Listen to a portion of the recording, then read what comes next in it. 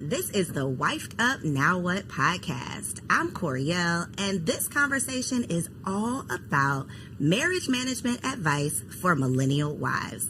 Today, we have two very special people in the studio. Now, they are near and dear to me personally, but y'all are going to fall in love with them too. Please welcome to the show, the Foresters. We have Dr. Michael and Lorraine in the building. Good morning. Hey, Good morning. Hello.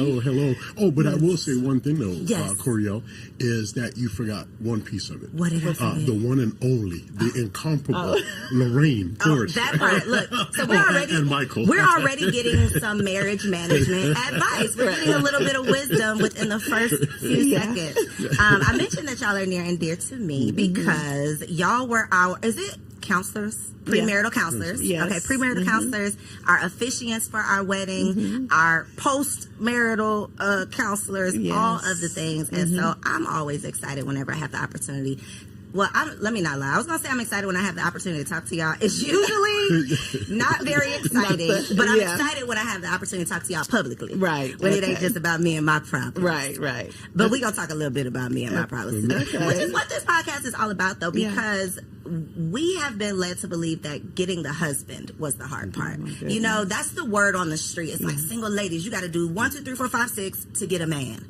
But what's on the other side of the marriage? That is what this conversation is all about. It's like you've done it, girl. But now that honeymoon is starting to fizzle away and real life starts, real work starts. So I would love for y'all to start by just telling a little bit about your marriage. So how long have you been married? And then talk a little bit about the work that you all do as a couple. And well, I'll just say, to you as well, you guys are, we consider you to be some of our adopted children. Thank you. You've been adopted into the family. Definitely love you guys. And, Love you too. we definitely appreciate you having us here. Of course. And I think I'm going to defer to my wife because she tells this story so much Oh my goodness! What story? better than I do. But I will say, though, that, one of the things that I just really cherish, we met 42 years ago. And I was thinking about it this morning. The fact is, and it might even be a little bit shallow, but I remember when I first saw her, that there was something about her. It was her smile and her nose. And I think, that sounds kind of weird, right? Hey, but that was something that captivated me from minute one. Yeah. I'm going to let you go ahead and finish. And he's still got this smile on his face, baby. And he loves to play with my nose.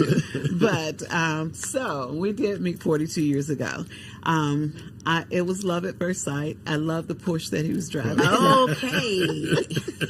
No, that's what caught my interest. But initially, I'll say, long story short, it was not love at first sight. He actually went to friend zone for a minute there. And then meeting his family, knowing how he was raised and all of that is what helped me to allow him to be more in my life. Okay. And in my son's life, I had a son who was 1 year old. So long story short, we've been married 38 years. And all of them have been absolutely perfect. I've been the perfect wife. That part. Okay, now the truth. The truth, yes. So there were a lot of things that happened that I did not expect, that he did not expect. I definitely put him on a pedestal. I thought he was so far beyond the average guy, and found out that was not true.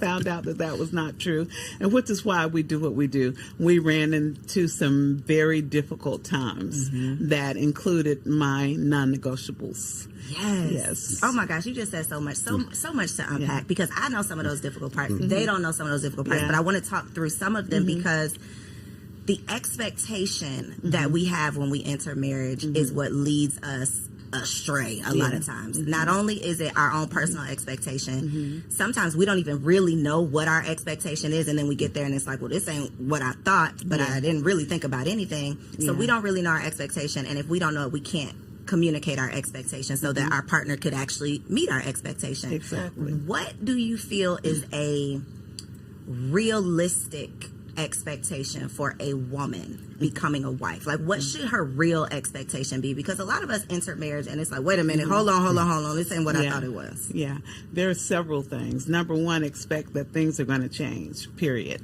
And all of those ideas about things will ultimately go smoothly because we love each other and we're pretty much on the same page when we say I do. But the reality is, first of all, you need to do premarital counseling before you say I do. And that way, some of the topics will be discussed. So you'll have an idea of what you're getting into. And then once you get into the marriage, to understand that things are not going to always go smoothly. Finances need to be considered, how you manage your finances, how you manage blending family and friends. You need to also consider your sex life, your spirituality. All of those things are things that you have to really think about. What is it, as you said, what is it that I want so I can communicate to my mate what I want and they'll understand it. So you mentioned something about his family, like seeing his family, and then you're like, okay, he can come on out the friend zone. We can give this a try. I think so often we overlook not just how your family is showing up. Like you go around and it's like, oh, they're cool or they're nice or whatever, but like, how were you raised? What did you witness in your home? What was your experience with relationships or communication or finances? All of those things I think we overlook because we're looking at his Porsche or we're looking at, what social media tells us is important, and then we're forgetting about the real things that are going to matter once the marriage truly begins. What would you say are some of the most common challenges that y'all are seeing? Because y'all work with people premarital, but on the other side, we be sending, y'all are in our Rolodex, like, look, call them today. We send y'all so many people, and I know somebody sent us to y'all, so I know that's kind of how y'all get around, but what are some of the common things that you're seeing in this modern day marriage? Like, what's really going on? And usually I think one of the main things is the communication dilemma. As with most situations, everything that happens needs to be communicated. So usually learning how to communicate effectively is an issue. And one thing that has come out recently is that family support is one of the number one reasons couples are divorcing today. For lack of family support. Exactly. So that has changed. Usually it's always been communication, sex, and finances. Now lack of family support. And I guess that's because we're so busy doing so many things. We have 3 or 4 different jobs, all these streams of income. So we're not supporting each other. If I could just chime in just 1 second, in terms of the expectations, I think that there needs to be an expectation that you need to be flexible, because despite, the upbringing, the family background, and even though those things are, they look ideal, that does not guarantee that what you experience in the marriage is going to reflect the same as what your mate might have, experienced in your life. Yes. Would you say that is accurate? Because something else you said that I could personally identify with and relate to is the pedestal that you had him on, that you just thought, oh, perfect man, perfect husband. And then it's even harder when they fall off of that pedestal. Can you talk a little bit about that process of how he was able to fall off the pedestal, but then you didn't walk away? You were still able, well, you might have walked away and came on back, but you were still able to piece it back together somehow. And what does it look like on the other side now that you know he's not perfect? Yeah. And he would always tell me, look, I'm not perfect. You think too highly of me. But I was looking at his family, his mom, dad, great people. They taught him well, had great morals. His siblings, they got along very well. They had very interesting and intriguing conversations. Everything was just great. And he would call me long distance and tell me, I was listening to this sermon the other day and they said XYZ. And I'm like, okay, and all of those things. He was not the average person. He would never use profanity in my presence, period, and he's always so respectful. But then the tables turned. Day by day, he changed a little bit. And I think sometimes we kind of acclimate to the environment. So maybe the friends changed. I'm not saying it was on them. It was in him. But I could see a change. But they created an environment where it could come on out. Exactly. And so the things changed. Like he would never necessarily curse me, but I would hear the profanity when he's talking to some other people, which surprised me. And then I would see different things change. And ultimately, when I found out that he was for the streets, that was it right there. You found out he was for the streets. Mm-hmm. How did you gather him back out of the streets?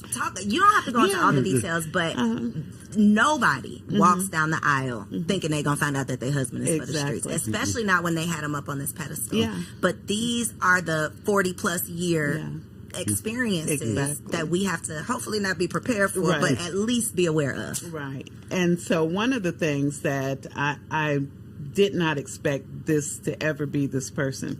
I thought that he was a man of great integrity. He was always at home. He went to work. He came home. Everything looked real good. But there were times when I might be at church and he might not feel like going. And then he would go do his thing wherever and be back before I got home from church. So when I did find out that he was for the streets, it was one of my non-negotiables. So I'm like, you out, period. This is done. But he said, I'm sorry. I made a mistake. I didn't mean to do it. I love what you. Does all for the streets things mean? Can we let's define for the streets, because for the streets could mean I like to go out, hang out. For the streets could mean I like to drink a little bit more than you do. For the streets could mean I like to socialize. Like, what does this for the streets look like? Well, in our situation, me being for the streets was really more about women. He was a hoe. Yeah. It's taking too long. He was. Okay, go ahead. I just had to get that out. But yes, and for me, not alcohol, but drugs was the other portion of it. Yeah. So and it was one of those. Well, yeah. And for me, real drugs, or was it women and weed? Because weed ain't on. No. It was for real me. drugs. It was cocaine. Oh, real drugs. Which was my second non-negotiable. Hoes and hard drugs. Right. Okay, got it. Yeah. There you go. And it was one fueling the other. Did one, led to the next. Yeah. So it was just this perpetual cycle. What would you, looking back at that, because women, we're just speculating about what we think men are thinking about, and can you recall what led to, like, what was the first foot outside? It was ego, really, because to be honest, and this is something when I actually, started, down that road. It was something that was it was a slow walk. It wasn't something that just all of a sudden, it was, the constant back and forth, the folk making snide remarks or these little suggestive comments. Your wife was? No. In terms of the other person. Oh, the other person. Okay, got you. Just the little suggestive comments, and it was years before something actually happened. So it was definitely a slow walk. And one of the things that I can say is, even though my wife, is the incomparable, the one of a kind, she wasn't exactly perfect. But there was nothing at home that I could say, well, this is my reason or this is my excuse for doing whatever. It was never a situation where, because of what she did, caused me to go there. That's the part that gets us, though, because we be at home cooking the dinner thinking everything is cool, and then we see something, or then we get that feeling in our stomach, or then, and then we find out that he is for the streets, and it's like, but wait a minute, I thought everything was good at home. Yeah. So how is there a way to prepare or prevent, or is it just this is who this person is and this is what we're going to have to go through? I think it has a lot to do with that person and their maturity. Not anything that anybody else can do, but it's where they are, whether they're mature or whether they decide to be a person of integrity. And for me, I had to come to the realization that, especially during that phase of my life, it was, and I'll just kind of go back to the Bible. It says when I was a child, I did as a child. I spake as a child, but when I became a man, I put away childish things. And for me, that was definitely one of those phases where it was me being self-centered, selfish, and, it was that ego thing, So this is a non-negotiable, a deal breaker. It has happened. Both of them. The only two I had. The only two no you had. No drugs, no screwing around. He did both. He did both. What is the next step for you? So the next step for me initially was to get a divorce. So I went, retained an attorney, started making the payments. And then before that, I found out I was pregnant before I completed the payments. So I'm pregnant. Okay. this child needs to understand who their father is. He's not all that terrible. He can do better. So he got back on the track. He's doing everything right. Then I find out again, he's screwing around again. Same person. Yes. Same person. I almost jumped out of this seat. Yes. Okay, go ahead. I'm sorry. So then I started paying the attorney.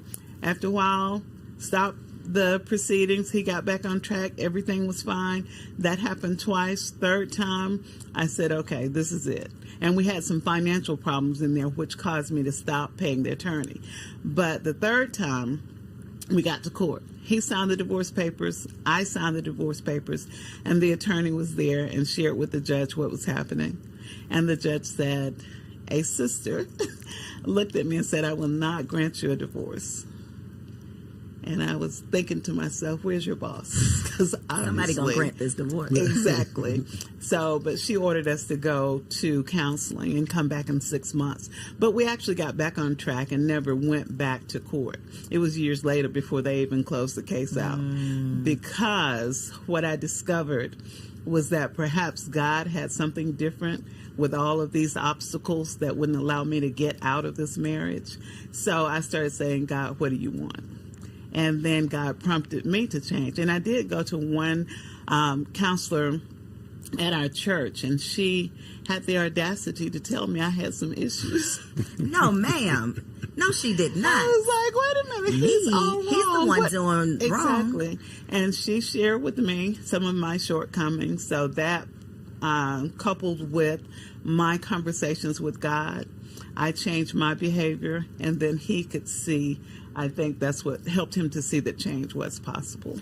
So as a woman in this scenario, and I'm sure this is something that comes up with your couples, how do you not internalize it and make this about you when it's obviously, something that he's dealing with? That's part one. But then part two is, how do you take accountability of maybe you're not making this a safe space at home? Maybe you do have an attitude, whatever the counselor told you, like maybe there is some things that you need to work on. How do you not blame yourself, but then also take accountability for your part in the partnership? Yeah. So initially I started to go down that hole, as most people will, what's wrong with me? Why is it that he's out seeking something else? What's wrong with me? And then I soon realized that there was nothing wrong with me. And anything that I thought was wrong, I could fix it, or be happy with it. So I did work on myself. And then I was able to say, you know what? This is his problem. He has the issue, not me. And so with me making the changes, and that's basically what the counselor told me, that I was not making it a comfortable environment at home, because I went from wondering what's my problem to, hey, look, I'm all of that and then some. So you need to recognize. So I had to tone it down a little bit. So there had to be like a happy medium. Right. But really though, in all fairness, if there were some things, in terms of her attitude or whatever, if there was something that's present and prevailing, 9 times out of 10, it was because of something that I did, right? That it wasn't making it a warm and loving environment, creating that space for me, because she was pissed off, probably, right? And then, so, how can I expect for her to be loving and kind if, I'm taking her down this, road, creating all this aggravation and frustration. This scenario where she can't be peaceful and calm and kind all of the time. So I'm expecting her to take the blame for me stirring the water and, getting things, stirred up. But yet she's supposed to be... Y'all were both playing your parts in it, for sure. Yeah, and it was definitely him. And some people who know me now think, oh, she's a minister. She's always got down on her knees and prayed and everything worked out. Well, when he looked at me, this came to mind. I'm peeling potatoes. It's like on Thanksgiving or Christmas Day or something. And I said something to him, and he looked at me and said, Psh, get out my face, and turned his back and walked away. And all of a sudden, the knife went sailing across the room. It was a slow motion and hit him in the back, stuck him in the back. So that's the kind of thing he provoked. 40 plus years. You know what, though? It's so necessary Yeah. to hear these conversations because people love just saying, well, your grandma stayed married for 60 years. Yeah. But we weren't privy to what was really going on in that marriage. And if we knew what they had to work through over over a course of literally a lifetime, everybody wouldn't be, I think, running so quickly down the aisle and not being prepared to do so. Do you think that you entered the marriage with deal breakers or non-negotiables? You know, I don't really think that I had. Well, I guess maybe I probably would have one, and it would probably be cheating. Because I know for me, had it been a situation where the shoe was on the other foot, I'd have been out the peace door. out. Out the door. Yeah, I thought, even though it was unspoken. Got you. So when couples sit down on well, not on your couch because I know a lot of it is virtual, but when you are in the presence of couples premarital, how do you advise to handle like deal breakers? Do you advise that you should have deal breakers, non-negotiables, or do you encourage people that you can work through whatever life presents you? So, of course, each situation is different. We do ask them sometimes, do you have deal breakers? And let them listen to what they're saying and what their mate is saying. Many of them who have gotten to the point of really wanting to be married, they'll say things like, okay, I don't know if cheating would be my deal breaker, but drugs would definitely be. And violence, which we definitely ask people to step away from the relationship if there's violence or emotional. But you threw that knife now. Doc, you threw that knife. But that was not on That was a purpose. reaction. I didn't get up. It was a reaction. Thank you, babe. It wasn't premeditated, or are you sure it wasn't premeditated? It was not. Everything just went together. It all clicked. Fast. Yes. But those things, even with that, I said we have no experience with violence because I don't count that as violence. Ma'am. Now, ma'am. When I did it. Okay, gotcha. We don't count. When I did it. Okay. Or the time that I slapped him. So those things, Sometimes a good slapping. No, we do not condone violence. violence. We don't. We do not. No. Fellas. Yeah. But, sometimes a little yanking. Yeah. Okay, that's interesting because we've had a conversation around deal breakers, and it's usually the wife who has a laundry list of things that they're not going to deal with, and the husband who's like that one thing, like, absolutely not. If you step out, I can't get through it. Yeah. In your experience with couples, though, have you had situations where it's been infidelity on the woman's part and they have been able to work through it? Have you witnessed that? We have. He said no. He started shaking his head real quick. Right. We've seen them try, but ultimately it ends in a divorce. Why do you think that is something, well, I believe that it's really biblical, and I associate it, right? Okay. With what I consider the temple experience, right?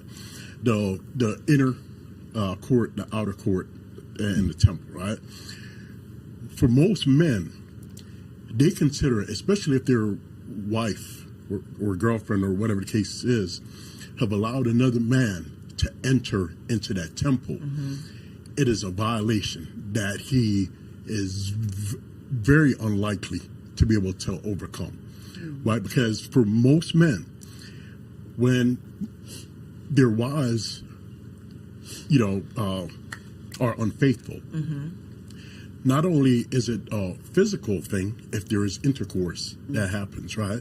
It's an emotional thing because most women do not engage sexually with someone else unless there's an emotional connection. So for most men, it's really not so much about the physical thing, but that emotional disconnect that caused her to be able to connect with someone else. And for most men, it is one of those insurmountable obstacles.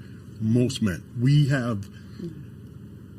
Can't think of one, huh? I can't even think of one We've right now. We've had several of them say that they would stay in it and work through it, but usually it turns out very bad and ends in divorce. Of the couples, if you had to just not necessarily give a percentage, but do you see more infidelity on the part of the husband or the wife majority of the time? Most of the time it's the husband. And then we've seen an increase, though, in the wives over the last, I would say, 8 years or so. But definitely the men are still leading. And do you think, or what are some of the, because again, we want to have preventative measures, right? Yeah. We don't all want to be, I personally, I don't want to be slapped in the face and then I got to get myself up and figure it out. Like if there's something that I could do, conversations that I could have, things I could be on the lookout for, ways that I can improve myself to prevent some of these issues, infidelity being one. Are there any things, like, just based on the real people? Because a lot of these podcasts, we just making up stuff, talking about what we would do if I was in this situation, but you haven't been, so what are you talking about? Right. The real people that you've seen, what is the real cause? Like, what is making people step out? And how can we prevent it? I think it's insecurity and immaturity. You know, the insecurity, that stroking and making you feel good, you know, everything can be good at home. But if I have 10 more people telling me I'm great, or even one more telling me I'm great, then that's going to pull me outside a little bit. So I think when we come into the marriage relationship, it's important that we're mature, and that we also, before we get married, that we look at those red flags, that we pay attention to them. You know, I was actually doing a show with a young lady the other day, and she talked about being at, what is it, where you go ride the go-karts, and she was rammed by her fiance, and you know, all of this was online, but she said it was a red flag for her, but she just said, oh, because why would you do that? Right. But something in her told her that this was his temperament, you know? And so those red flags, even if you're not sure, just be still. Don't jump into it, you know? So, but what about if they come on the other side of the marriage? Then you're going to get some help. And if help does not help, then you need to get out. With our situation, I did see progress. I made changes, he made changes, and daily or monthly I could see the changes. So that's what helped me to stand. Plus, I wasn't having any luck with the divorce thing. But that's what we advise people. If you see progress, then make sure you can then, you know, look forward and have hope. But if you don't see any change, you're going to have to make the change. Yeah. And if I can say this, you know, I think, you know, we get caught up in this notion, you know, we're in love and, you know, we look forward to this life happily ever after. And, you know, it's just this all fluff and glamour and glitz, right? When the reality, that is not the reality, right? And I think people really do need to realize that they need to going into marriage. It needs to be eyes wide open. Right, that you're not dismissing these things that are these little red flags to you, that you are addressing them up front if you can. You know, surely there are things that's going to happen, you know, because if you're going through life together, there are going to be obstacles. There are different things that's going to come up. But when there are these blatant red flags on the upside, on the front side of it, and you ignore them, that's ignorance. Right. So, you know, we definitely encourage people to go into it eyes wide open in a loving way. Right. And, you know, share your concerns or whatever. If your partner is willing to make changes or whatever, take note of that. If they're not willing to make changes, take note of that too. Exactly. Because and I remember this and I'm going to link below when y'all were on Girl Stop Playing, because I remember a part of the conversation was how a lot of times one partner is dragging the other one in, and it's like, well, if they weren't interested in premarital counseling, 9 times out of 10 on the other side of the marriage, they're not going to be willing to sit in and work on and talk through, you know, what it takes. And there's so much that you're going to have to work through and talk about, especially when we start talking about having kids. You know, throwing that into the equation. Marriage is just not all fun and games. I mean, it is not. No. And this is coming from someone who used to heavily promote, girl, I know you want to get married. Let's get this. Let's get together. Let's become wives. Now that I'm a wife, I'm like, sis, it might not be for you, because it's motherhood and marriage. If you are not all in and committed, it's a shit show. Like, it is hard out here. So you talked about communication and intimacy, which, you know, we hear about finances, communication, intimacy. These are the challenges in marriage. One of the conversations that I've had around communication, though, is sometimes the lack of communication. So sometimes it's we don't know how to communicate, but a lot of times on a woman's part, it's I'm going to avoid some of these tough conversations.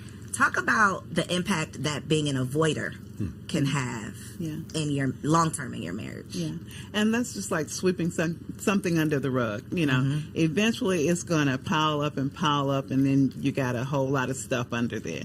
So the best case scenario is go ahead and discuss it, but figure out when and how to discuss it.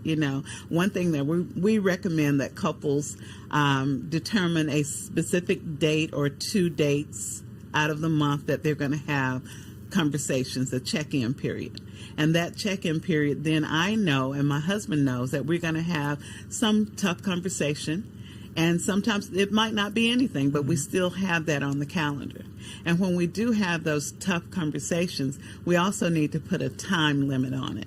When we went through stuff, we would be up like 3 or 4 hours at night talking, but do it about 45 minutes.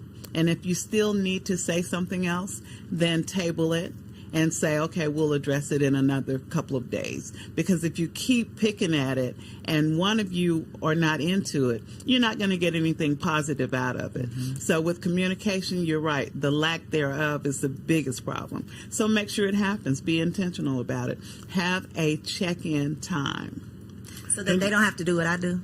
Because y'all be seeing that email come through. Coriel is scheduled at 3:34 in the morning because we didn't have this argument, and now I got to call the people. Now we got to see the people. So instead of doing that, you already have this time set aside, so it's not like I'm in trouble, because that's what it turned into. I'm telling on you. So instead of that, it's like, no, we already have this dedicated time. We're going to meet, we're going to talk, and I'm not going into it mad because it's already on the calendar. And I was just going to kind of add to that, in terms of the communication. One of the things I know that we see a lot, right? And this happens to happen on the woman's side of it, that they don't want to have the conversation with their husbands, right? Because they don't want to upset him. They don't want to bother him. So, we just kind of let things, especially early on. How does that work out for you, though? It doesn't. I'm like, girl, be yourself. And then the next thing you know, you have just this major explosion, because things are swept under the rug. Or you turn into like a shell of yourself because you don't want to ruffle any feathers. You don't want him to be. I was literally on the beach, y'all. You should be happy on the beach, right? You on vacation, you on the beach. On the beach in Miami, and a couple were not that far away from me, so I could hear the conversation they were having, and something had upset this husband. And the wife just kept saying, okay, but baby, I want to have a good day. Like, she was really trying to diffuse it. Okay, well, let's just go to the beach. And he was just mad about whatever it was, to the point where this was like a 30-minute thing. And at the end of the 30 minutes, she's just like, well, I'm just going to go. Like, she was just so beaten down. Let's just go to the water. She's like dragging him, trying to hold on to his hand and make him come to the water. He ends up going back. And it was just such an uncomfortable, awkward thing for me as a stranger to even witness. But I think it was a representation of so many marriages that I don't want to ruffle any feathers. Let me just calm you down. Let me just give you your way. Let me just... And then you end up doing yourself a disservice. How can we avoid that part of it? Is it just being assertive and standing up for yourself, or... And it's like you said at the beginning, first of all, we need to realize, what is it that I'm asking for? Because if I come to you and say, babe, I don't want you to wear blue jeans ever again. And you say, well, I think I want to wear them on Tuesday. And I said, well, okay. I'm not true to myself. I need to come back with some factual information why I don't want you to wear the jeans. And I need to have that already reconciled in my mind before I approach you with that thing, So then I can give you the facts as to why I have this position. And so just a lot of times we see women will say things and then they'll change so fast. And then they come back 2 weeks later with the same issue. Stand firm on it. Make sure you solidify it in your mind before you present it. And then when you present it, you have factual information that will help them to understand what you're saying and why you're saying it. And I think another part of it, too, is, in terms of, avoiding these type of situations in the marriage, is making sure that you're actually working on yourself, making sure that you're a whole individual in this marriage, because if not, you'll just find yourself just being the shell of a person, not really adding any value in the marriage, in a relationship, and that's not fair. And really to either of the persons in the marriage.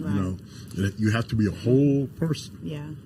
It's tough. It is. Because you become a half of a person real quick. Once you say I do, now you're the wife. Now you're not just the woman, you're the wife. Yeah. You got this whole nother responsibility. And then you become the mother. So now you're like a quarter of who you were. And I think that is where some of those issues come in, because it's like I got to manage all this stuff at home. To your point about the lack of family support, a lot of times the mom becomes the default parent. Now now I'm stressed out. Now I got an attitude when you come through the door. Now we got something else to argue about, and all of that compounds into a tough life. Yeah. And if you are dealing with your own tough life, which most of us don't know how to deal with, we're not communicating to you. You got your own stuff going on. You're seeking whatever you're seeking to try to get through it, and then we got to come see y'all. Yeah, yeah.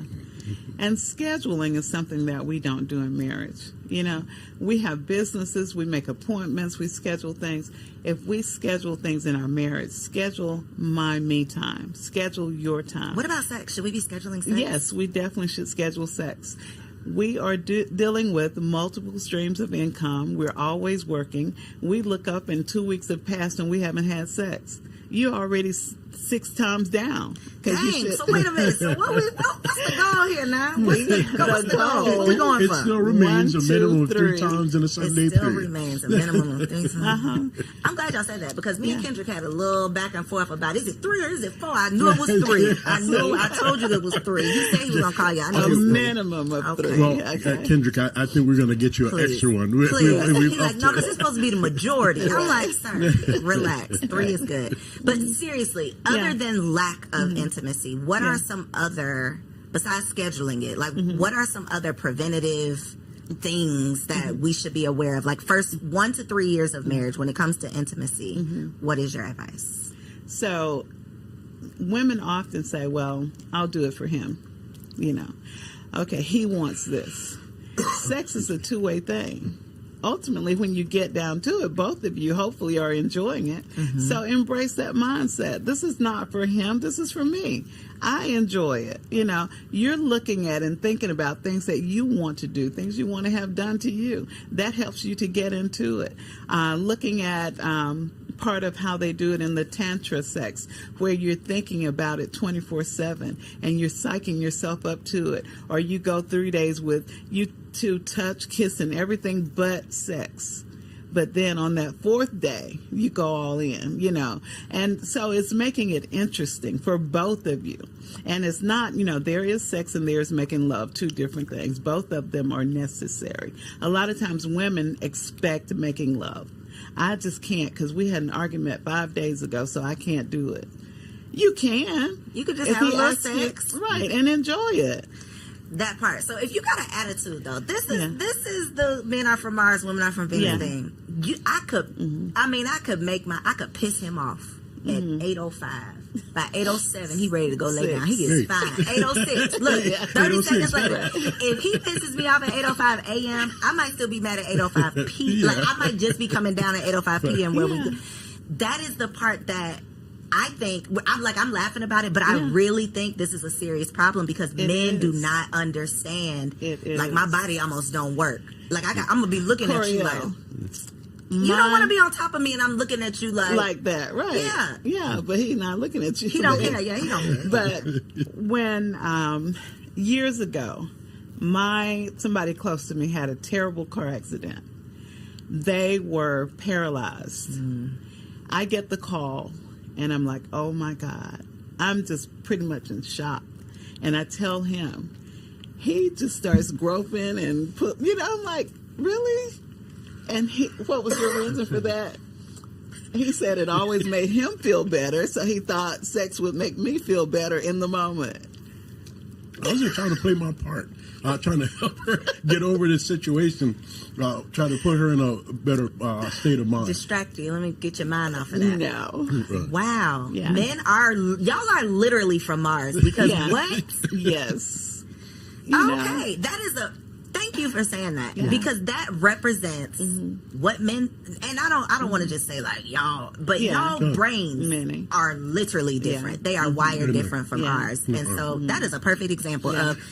they just can't read the room sometimes. Right. But exactly that was, I believe, at that time and at my stage of maturity, that was a legitimate You were thing serious. for me, in terms of my thinking that this is how can I help my wife in this moment? And that's what I deflected to. I really appreciate you saying that right now, because for most women, we're like, no, hell no, you are crazy. But he was serious. He was serious. Yeah. Okay.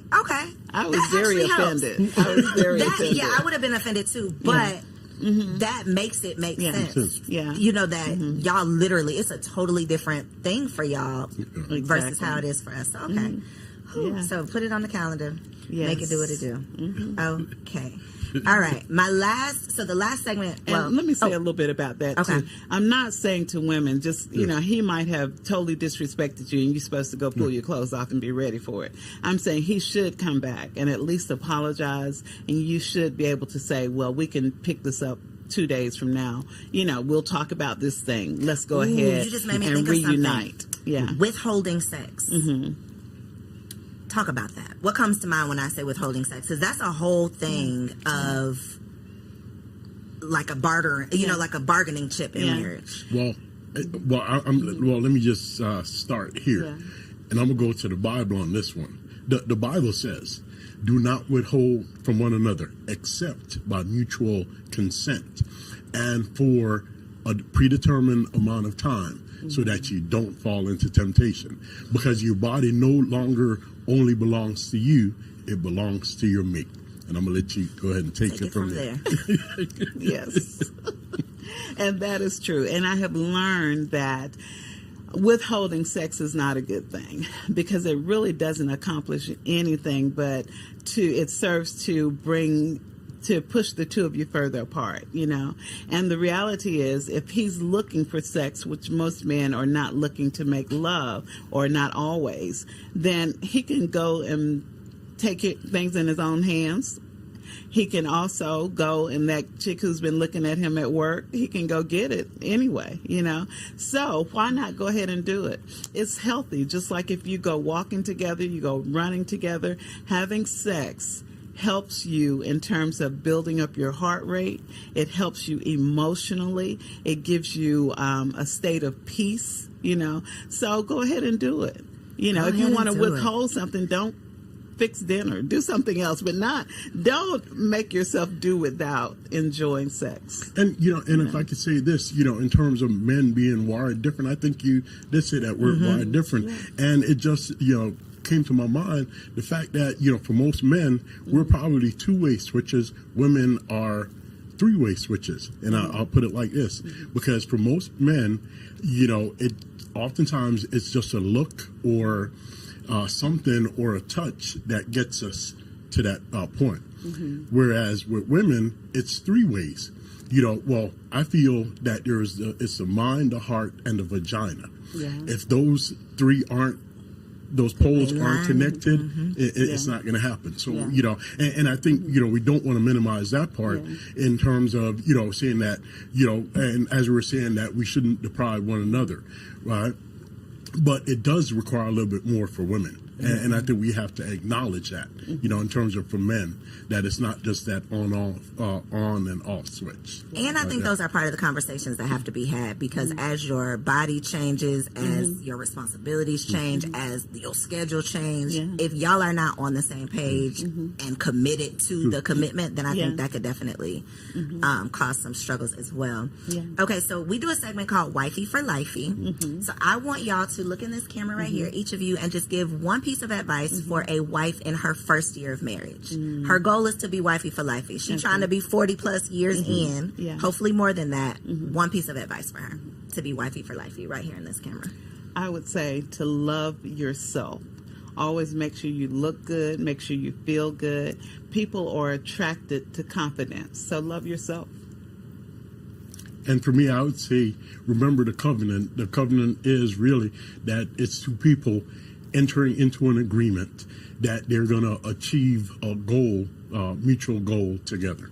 I love it. Okay, so for the people who need to call y'all, because it's a couple of y'all need to call this camera again and tell them where they can find you online. I know y'all got some events going on, so how can they stay connected with everything y'all got? So definitely you can find us on Instagram. It's ARM, ARM _ Michael and Lorraine.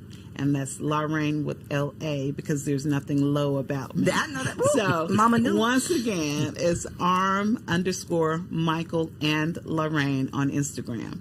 And then our phone number is 470-403-1584. All right, and we'll make sure that we put all of that in the show notes down below. Thank y'all so much for being here. I know that y'all probably on the floor, your edges is sliding back right now. I know. Make sure you share this episode with a friend, though, because these are the necessary conversations that we need to have on the front side so that we don't have to go sitting with them on the back side, okay? Once you start backsliding in your marriage.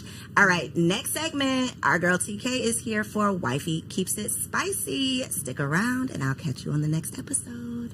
Peace. Hello, ladies. Welcome back to another Wifey Keep It Spicy with your girl, Takesha.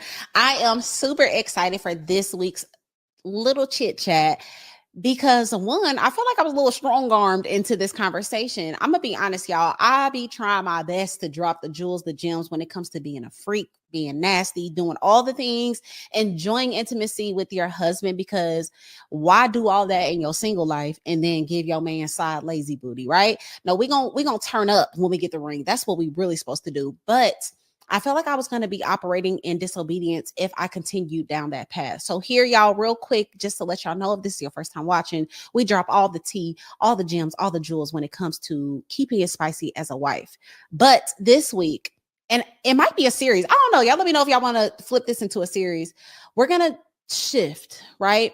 Because I feel like there's a plethora of things in between the reasons why a woman cannot be as freaky for her man or show up at nighttime when those lights dim. I feel like there's a plethora of reasons why she can't do that. So before I give y'all the gems on buying stripper shoes and getting this toy and putting this pole in your room, we got to talk about something that I feel like is incredibly important and crucial. Now, it might not be for everyone, but it's for someone. Do you know that it is possible to love and enjoy a man, your husband, and not respect him? Do you know that it's possible to love your husband and not respect him? That's the question I ask, sis. Yes, it is a very real thing. And what I found out is that women are so exhausted from overcompensating in every area because their man doesn't step up in these areas that when it comes to that time at night, they like, sis, you're gonna get this little lazy side booty because I feel sorry for you and I'm here and I'm the only one you got, right? You can get into the mode of doing so much all the time and he's doing so little in your mind that you don't even feel like he deserves for you to really pull out the stripper version of yourself or whatever, fill in the blank, the porn star version of you. And so I have to speak on this because I feel like so many women, especially those that have been married for a long time, or some of y'all that done ignored a lot of red flags and you still said, I do, this video is for you. Now, I do think it's possible to regain respect for your man. I don't think all hope is lost, but it's going to take a lot from you. And it's going to take a lot of maturity from you. So listen here, sis, what we are going to do, if you connect with this, if you feel like, girl, I'm doing so much, I'm a professional woman, I had my bag before I got him, especially if y'all got married later in life, you got married in your late 30s, your 40s, like, shoot, I'm good, I look good, I can get any man I want, like, God bless you, you done got a trophy, this is good for you, this is for you. Just like your man has to learn leadership and masculinity in a lot of ways, sis, you have to learn submission and femininity too. Because you have been leading your life for so long and you've been making all the decisions, you've been the boss in your company, you've been the leader in your friends group, you've been the smartest. It takes intentionality and aggression to learn the opposite, to learn to fall back, to learn to follow, to be submissive and compassionate and kind. And so what I want you to do is I want you to have a real conversation with your husband. Now, don't go and tell him that you don't respect him, but I need you to have a conversation with him and let him know that you are transitioning into a new woman, that you want to be all that God has called you to be when it comes to being a wife, which is compassionate and kind and patient, which is a nurturer, which is a submissive wife. And as you're telling him this, because this is what I did with my husband, I said, hey, things going to be different. Because he wasn't used to it. He was used to me leading in a lot of ways. He was used to me giving him neck. So I had to warn him. I didn't want to just switch up. I'm like, hey, let me let you know I'm transitioning. I'm shifting into this woman. And as I do this, I'm doing this because I trust you. And I know that you are created to be a phenomenal leader. But I must admit, I have been in the way. I have strong-armed my way in a lot of decisions. I've pushed you to the passenger seat. I want you to get back in the driver's seat, Daddy. I want you to make the decisions again. I want to support you. I want you to know that I trust your leadership, right? And having these conversations with our husband, not only to ask them for grace as we are transitioning, but letting them know, hey, it's yours. I don't want it anymore. And I promise you, as you see your husband step up more, as you see him making more decisions, as you see him saying, setback, I got this, baby, you're going to want to throw it back at the end of the night. You're going to want to do it well. You're going to want to do it just like how he likes it, okay? And so a lot of us have to admit we've built a man that takes the back seat a lot because I got it. I'm good. I'll take it out. I'll do that. No, baby. All 2024, we are going to sit in that passenger seat. What they call them, passenger princess, whatever. We're going to set our cute little tails over there. And not saying we don't have ideas or thoughts, but we're going to let our man take the lead so that we can gain that respect back for them. So that when it comes to being spicy, oh, that's going to be light work. So y'all let me know how y'all feel about this. Let me know, are you going to have that conversation with your man? Are you going to let him know, hey, I'm ready to transition. I'm tired of wearing pants. Give me my skirt back. If you're going to do that, let me know in the comments down below and share this with a girlfriend because it's going to help somebody. Okay. Until next time, y'all.